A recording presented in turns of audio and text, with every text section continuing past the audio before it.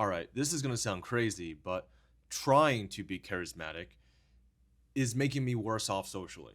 For the past few years of my life, I spent a huge chunk of my time seeking out how to improve the quality of my social life. Yet, despite spending so much time trying to implement that advice into my life, I feel like the quality of my social interactions barely upgraded. And I didn't come to this realization until I went to the social gathering I had a week ago. Yo, Meet my friends. Let's call him Mur.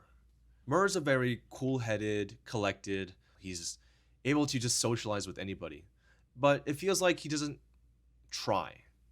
And I had a chance to observe his interactions with people. And what I've noticed about him is he's very natural and very present. It doesn't feel like he's doing anything flashy or very witty in the aspect you would see on like TV shows, but he's still able to just have fun, be curious, and just banter around. He's asking simple questions and raising simple points. He's asking what they're up to, but he's always able to transform that conversation to something humorous and lighthearted. Whereas when I was interacting with people, I've noticed that I was unusually stuck inside my head. I was hyper focused on how I came off.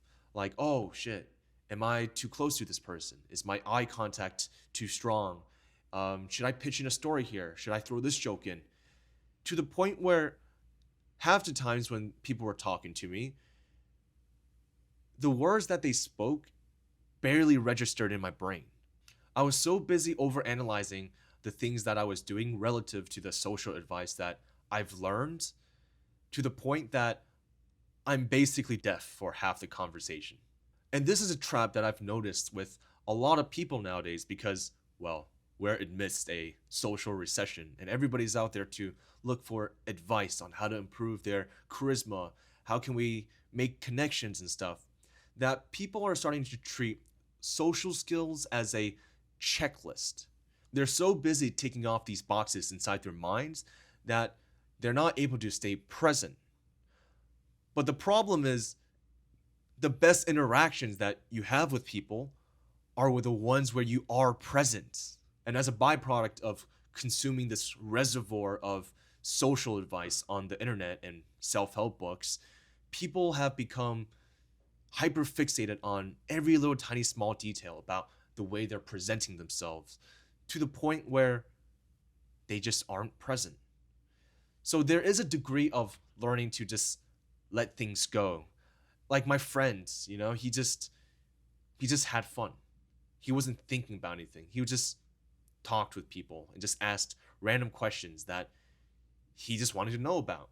Just made jokes. He wasn't too afraid of the things that he said that might come off as offensive because he was just having fun. A good example of this hyper analysis is Charisma on Command themselves, because the creator of Charisma on Command, as much as I love him, he actually made a video where he hyper analyzed these little small mistakes that he did on his podcast that he did. I think it's like The Life of CEO.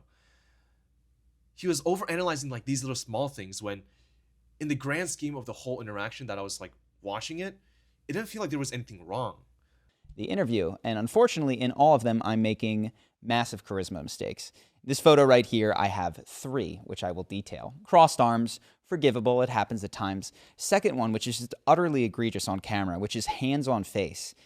This is something that I do and people do when they're nervous, right? We touch ourselves, we preen ourselves, and I did that in almost every photo in here, has me with a hand on my face.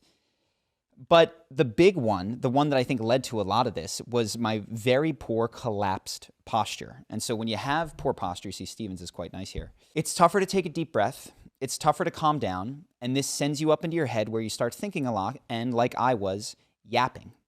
Do you see how draining it is to have that little checklist of, oh, all these little tiny things that I've done wrong? Like, it's so unnecessary. Something I've also observed about myself and others who are very focused on being charismatic is it usually stems from a feeling of not being enough.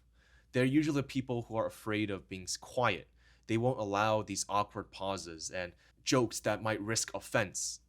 But people have to realize that this is a natural part of human interactions, and not everybody will appreciate the jokes and the silences that you have with them. And because people are avoiding these natural phenomenons in our conversations, these silences and potentially offensive jokes by accident, people pick up these performative tendencies to try to appeal to the other person. So they force even more and they overthink even more to the point where it just kills that presence and kills that flow. And then this becomes a vicious cycle where they start consuming more advice and then they realize that doesn't work, but they fail to realize that it's because they're so hyper fixated on trying to perform to the other individuals. So they watch more advice and then they repeat the cycle again. Now, just to clarify, I'm not trying to say that you can't improve your social skills. What I'm trying to say is you shouldn't force 20, 30 different advices into one conversation. You should just approach every conversation with one thing in mind, one thing to improve on, and then just let everything else go. Let everything else be natural. And only until you've authentically lived that advice, it's part of you, then you can take more advice. But in the meantime, don't overconsume content. Having 50 different social tips isn't going to help you stay present. It's just going to make you think even more when you interact with people. And so to end this video and the lessons that I've learned from my friends, charisma isn't memorized. It's experienced. Reflecting on the good conversations I've had with people, the best conversations are the ones that are natural. The ones where you are at ease, the other person is at ease, and we're just enjoying each other's presence. And take social advice with a grain of salt. Take it step by step without trying to overload yourself. And that's my social advice to you guys. Well, that one social advice. Maybe you can think about it as a framework and then apply all the other social advice onto it. But yeah, if you guys have any other thoughts about how to stay more present with conversations or any other advice you would want to share with me, leave it down in the comments because I do read them. And thank you. Stay present and hop off YouTube because it's fucking up your presence, you know? Learn from my friend Mur. All right, I'll catch you later.